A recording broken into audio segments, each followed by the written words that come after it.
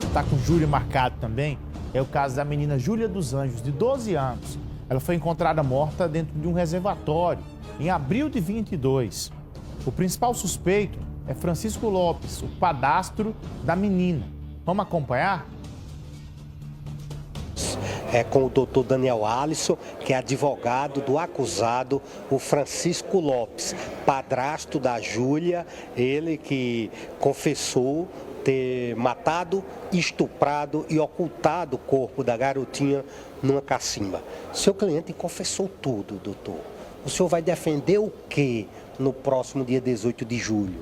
Vamos defender, possivelmente, como a sociedade pode falar, defender o indefensável, né? Contudo, existem outras situações que não foram reveladas. Tudo que o Francisco, ele confessou na delegacia, em sede de delegacia, por questão de legalidade, precisa ser ratificado em juízo. E na instrução de julgamento ele ficou em silêncio.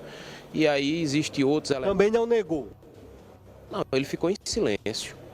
Ele na delegacia falou, confessou. Na instrução, ele ficou calado. Isso, na instrução ele ficou em silêncio, na delegacia ele não estava acompanhado de advogado, os laudos da menina saiu e não foram detectados que ela sofreu nenhum tipo de violência sexual. Isso que eu estou falando... Mas ele não confessou na delegacia? Certo, tudo bem, mas eu quero saber se o que vale é a palavra dele, sem advogado, certo? Numa sede de delegacia, rodeado de um monte de policial, ou um laudo do IPC dizendo que a menina não foi violentada. E o senhor vai defender o quê? Que ele seja condenado numa pena mais branda ou vai dizer que ele é 100% inocente? 100% inocente é humanamente impossível, né? Nós trabalhamos sem fantasia jurídica e com os pés no chão. O senhor reconhece que ele praticou quais crimes? Não, nós reconhecemos que ele participou do crime. O que nós reconhecemos, que você acabou de perguntar, só vamos revelar em plenário.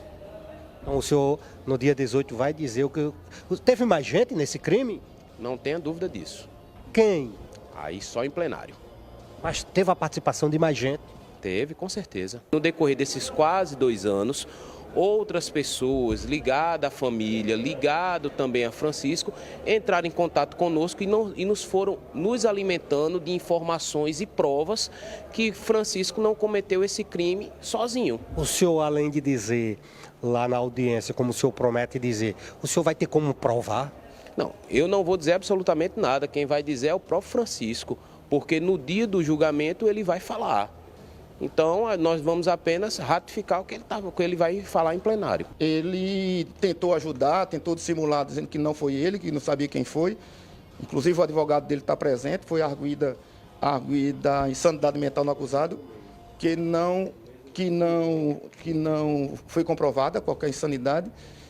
E a tipificação da denúncia e da pronúncia, mais uma vez, artigo 121, que é o homicídio, o qualificado, que é o parágrafo 2º, a torpeza, a crueldade na execução, e tem uma tipificação lá numa qualificadora que é para ocultar a prática de um crime.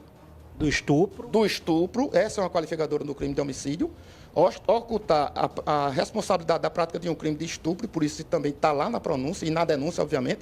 E a outra qualificadora é a impossibilidade de defesa, além da ocultação de cadáver. Minha gente, deixa eu contar uma coisa pra vocês. Você que tá em casa.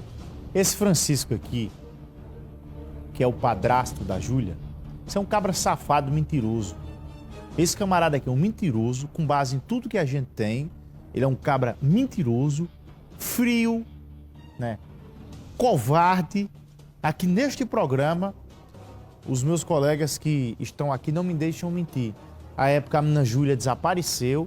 Esse cabra mentiroso aqui participou do meu programa aqui ao vivo, do Tribuna Livre, à época, e deu uma entrevista com a cara de cínico, safado, mentiroso.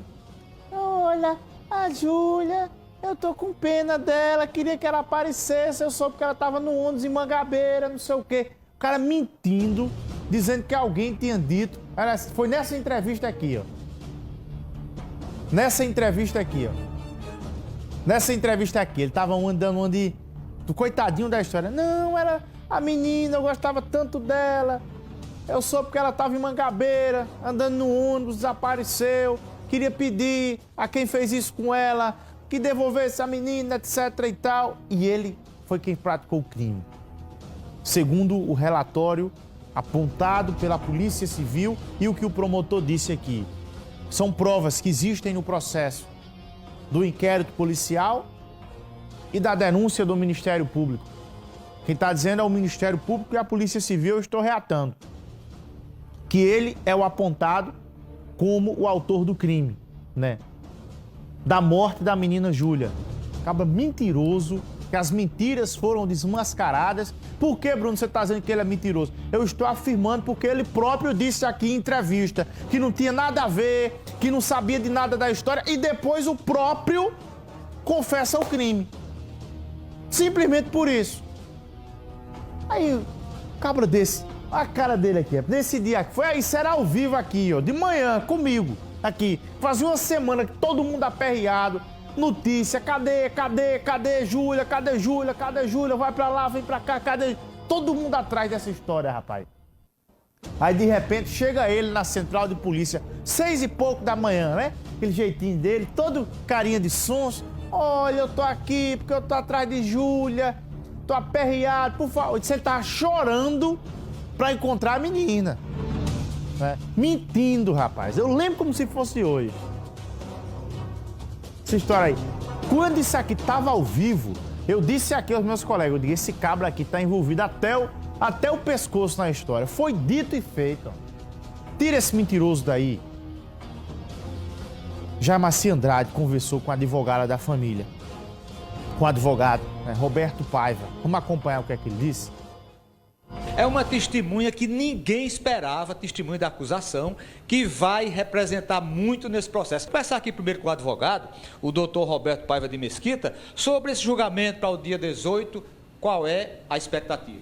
Isso, depois de longos 2 anos de muito sofrimento da família, finalmente agora, após ele recorrer ao Tribunal de Justiça da Paraíba, o Tribunal de Justiça deu uma resposta e negou na íntegra todos os pedidos dele. Ele queria que não fosse reconhecido estupro, dizia que não tinha provas o suficiente para o júri, e o tribunal reforçou que existe sim provas suficientes para o júri, e agora, dia 18, ele vai ser submetido a júri popular e esperamos um recorde da condenação mais alta de homicídio aqui na Paraíba. Essa história dele dizer que ele não confessou o assassinato, nem o estupro?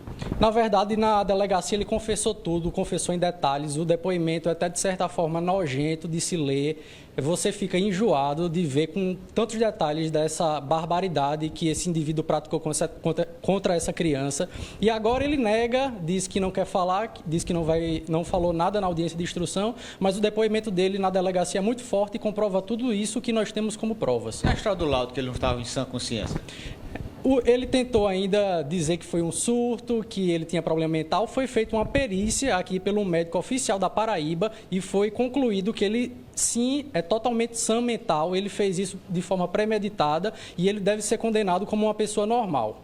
Uma testemunha que entrou no caso que só eles dois e o promotor sabem. E a doutora Sara vai revelar agora para toda a Paraíba. Seja bem-vinda, doutora. Que testemunha tão importante é essa, doutora Sara? A gente não vai revelar o nome dele agora para não comprometê-lo, mas ele era síndico lá do prédio.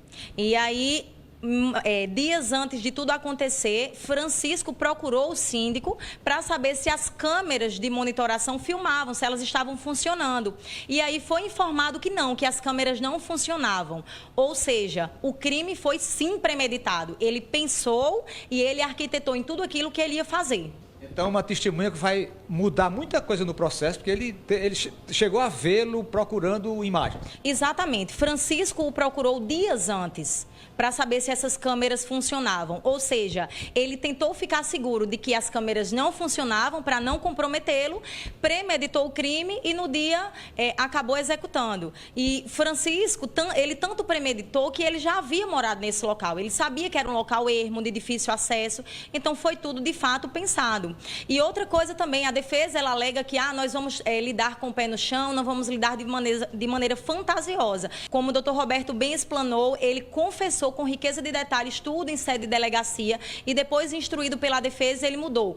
Tanto que, quando o laudo a respeito para saber se Júlia havia sido estuprada saiu, a defesa alega que o laudo foi negativo. Isso é mentira. Estão tentando mentir para a sociedade. Na verdade, o laudo foi inconclusivo. E por que o laudo laudo foi inconclusivo. Porque esse cara, eu não consigo nem chamar isso de humano.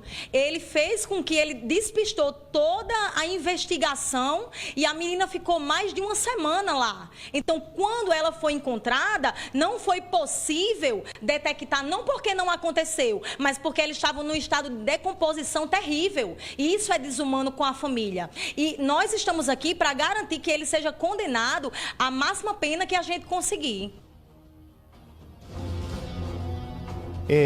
Olha, atenção, vou mudar de assunto agora, são 7h33.